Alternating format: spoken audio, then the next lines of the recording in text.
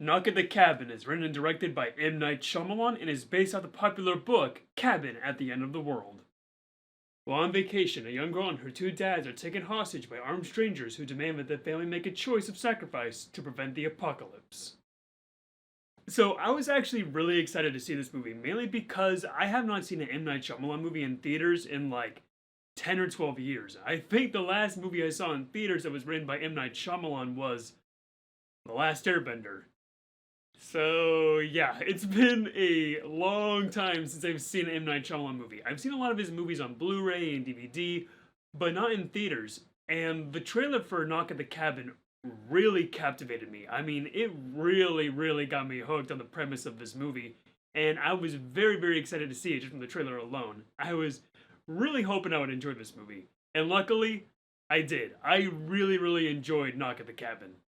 And just like every other M. Night Shyamalan movie, critics are pretty divided on this one. Some people are loving it, saying it's his best work since The Sixth Sense, while others are saying it's about on par as The Visit or Old. Not terrible, but definitely not some of his best work. For me, I would say I thoroughly enjoyed this movie. I am more on the side of people who are saying that it's really good, though I wouldn't say it's perfect. I enjoyed, I would say, about 90% of this movie. The 10% that I didn't like, I'll need to talk about in spoilers at the end of the review. But all I can say is that I had a great time watching Knock at the Cabin. So easily the best thing that I loved about this movie was the premise. So you have these four people that have taken this family hostage, telling them that you need to sacrifice one of your family members to prevent the apocalypse. And the entire movie pretty much takes place in just this one cabin. And it's very engaging, very intense. The entire movie, I was on the edge of my seat wondering, okay, so are these people just psychotic cult members, or is the apocalypse actually going to happen? And throughout the entire movie, you have these two dads who are on opposite sides of what they think. You have one dad who's like, no, these guys are insane, while the other dad is like, you know, maybe they're onto something, maybe they're right, maybe the apocalypse is going to happen. As the audience, you're just thinking to yourself, who do I believe? Who do I trust? I have no idea where this is going to go or what to expect. I mean, there are a ton of nail-biting scenes in this movie. You have parts where you're thinking to yourself, good God, are these people actually just insane, or is there actually going to be an apocalypse that's going to happen? And what I appreciate about this movie is that, with all the intense scenes, the movie does not rely on intense music to build up the drama. You see a lot of movies that have this over-dramatic music that tries to play up the scene, but for this movie, the music is very somber, very mellow. It adds in this tone of the movie where it's like this build up to sense of dread. And this movie just looks absolutely gorgeous. I highly recommend you guys go and see this on the big screen because this movie is so pretty to look at. I mean, most M. Night Shyamalan movies are really well shot. Even his bad movies, you know you're going to get good cinematography, and it's no different here. The cinematography in this movie is just absolutely gorgeous. There's so many unique camera angles and camera turns where it makes this cabin feel like it's this other entity world outside of our own. There's just so many cool shots in this movie that it's just worth the price of admission alone. I loved the cinematography in this movie. And all the performances were absolutely amazing in this movie. Jonathan Groff and Ben Aldridge do an excellent job being these two dads who are this yin and yang to the story. Like I said, you have one side who's believing that the apocalypse might be happening, while the other side believes that these guys who kidnapped them are just insane cult members.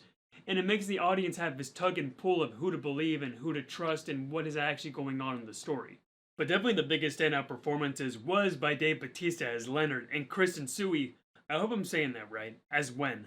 These two give excellent performances. I mean, Dave Bautista, I just love Dave Bautista. He always brings in so much care and charisma into the movies that he's in, and he's just so much fun to see on screen. I love how he's just playing this massive, intimidating guy, but yet he seems like he has a heart of gold, even though he is technically the antagonist of this movie. He just gives so much care and so much depth to his characters for any movie that he's in, and it's no different here. He does an excellent job. And Kristen Stewart, again, I hope I'm saying that right, gives an excellent performance as well. Even for a child actor, I think she's like 8 or 9 years old, and she does an excellent job here. M. Night Shyamalan has been known to give really good performances for child actors. I mean, sure, he's had some hit or misses there, like The Last Airbender and Old, but here, she just gives an excellent performance. She plays a believable, scared girl who just wants to protect her parents from these four intimidating people. I mean, she just gives such a great performance, and it was just so good to see a child performance on screen that didn't seem ham-fisted or over the top. She just did a really good job, and I hope she gets more acting careers in her future. And I just loved the moral and message of this movie. Yes, this is a suspenseful thriller, there are a lot of tense moments, but in the end, it's actually more of a love story between these two dads and their daughter, and how united their family is. The moral is just how far is someone willing to go to protect the ones they love and the ones they care for. And the movie is just so beautifully written with these two characters and their daughter. It's just such a good, heart-wrenching love story in this movie, and it's just so well written. And I just love the message of how far someone is willing to go to protect the ones they care for. Now, one of my only complaint about the movie, and yeah, I only have like one complaint about this whole movie, though it is kind of a big one, and that's the ending. Now, the ending isn't terrible, it didn't bring down the whole movie for me, though I will say that the ending felt very lackluster and not as impactful as the movie was trying to make it out to be. Now, M. Night Shyamalan, through most of his movies, has a specific twist. There's always a twist at the end of his movie that makes the ending a bit more impactful, and with this one, it's kind of a twist. That's the thing, I was expecting a twist by the end of the movie, and there wasn't really a twist. It was more like a one-sentence explanation of like, hey, this is what's going on. Oh well. And I was just left wanting more. Now, I feel like with a few more rewrites, the ending could have been a bit more impactful and a bit more just all around just better for the movie. Though I don't think it was a terrible ending, though I do need to go into spoilers about why I didn't like the ending. So if you want to avoid spoilers, skip to this time frame right here, and I'll see you at the end of the review. But for those who do want to know spoilers, stick around.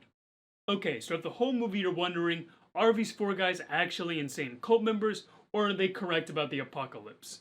And the twist is, not only are they correct about the apocalypse, but they're the four horsemen of the apocalypse come to prevent it.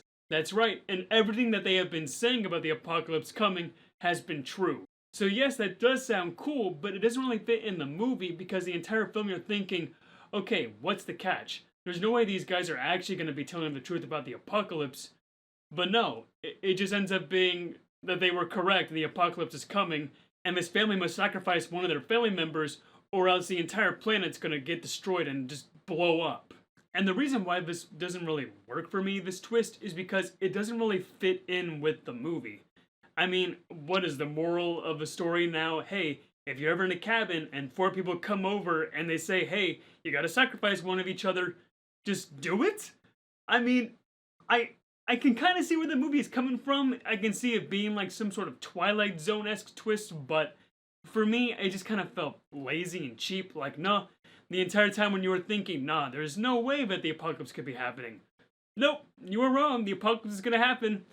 And I just wanted something more? I don't know, I felt like maybe like an ending like Cabin in the Woods, how that whole twist was like the cabin was being controlled by this secret evil corporation. I feel like maybe a twist like that could have been really good in this movie. But no, it's just the apocalypse is happening. Sucks to suck. Oh well. Kill one of each other. Bye! Now, like I said, the ending isn't terrible. It's fine for what it is, and it doesn't ruin the movie for me. But I just wanted something a bit more shocking, I guess. But from what I've read online is that the fans of the book don't like this ending either. And I don't want to get spoiled by the ending of the book. I didn't look up what it was because I do want to end up reading the book. But all the fans who read the book are saying that this ending just completely trashes the book's ending. And if fans of the book are mad about the ending, then I think that means we could have gotten a better conclusion for this movie that was so much better than what we got. But like I said, that's like my only complaint about the movie is the ending. The rest of the movie is just so engaging and fun to watch. In fact, I think me not liking the ending is more my fault than the movie's. I went in hoping for a big M. Night Shyamalan twist, when in the end I should have just been watching the movie for just a fun, suspenseful thriller that might have a big twist. So I think it's on my fault why I didn't like the ending, though again, I still think that it should have been better written. And like I said, fans of the book don't like the ending, so maybe we could have gotten a better ending, I don't know. But as a whole, I just had a fun time watching Knock at the Cabin. It's very engaging, it's super fun to watch, it's beautifully shot, I love all the acting. Everything about this movie was just so much fun to watch. Now, it's not just some grand masterpiece that's going to change your life, but it's just a good movie to watch and go to the theaters and have a fun time watching. I thoroughly enjoyed my time with Knock at the Cabin despite the ending, and I highly recommend that you guys go out and see it too. It's a really good M. Night Shyamalan movie, and I hope that his movies are this quality in the future. I'm going to give Knock at the Cabin a very solid 7 out of 10. Guys, if this is your first time here and you like what you've seen, be sure to subscribe for more content. And if you've seen Knock at the Cabin, what did you think about it? Let me know in the comments down below. I hope you have a fantastic night. Take care.